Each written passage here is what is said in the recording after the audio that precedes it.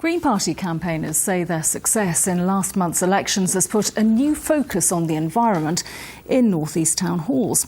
The Greens won their first ever county council seats in Northumberland and Durham and 2 extra councillors in South Tyneside. But the party's representation across the region is still very small compared to the larger parties. And our political correspondent Luke Walton reports. Being a Green councillor can be a lonely business, but here on the South Shields seafront, it's now somewhat less so. A few weeks ago, the party turned its 1 seat on the local council into 3. Seeing the results over the last few local elections, people have got a sense that the Greens can actually win here. It's not a wasted vote. They know that we're kind of out working hard for the area all year round. For years, the Green Party has been digging away at North East politics with little to show for it. But that seems to be changing, not just here in South Tyneside, but also in the likes of Northumberland and Durham. So are the Greens here to stay? Party supporters certainly think so, putting their progress down to a combination of heightened environmental awareness and hard graft on the doorstep.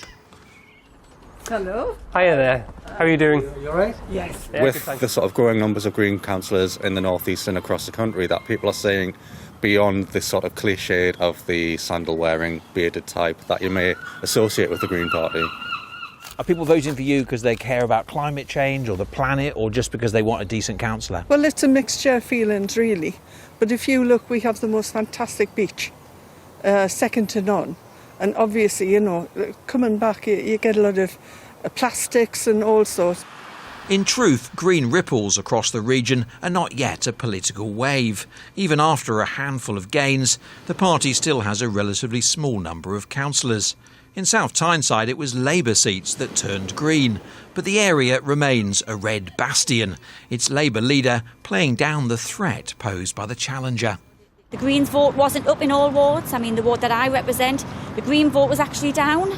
And to be quite frank, we're leading the field on the work that we're doing with regard to our environment and our climate work. You know, we are still on track for 2020 to be a net zero council. They're underdogs compared to the big political beasts.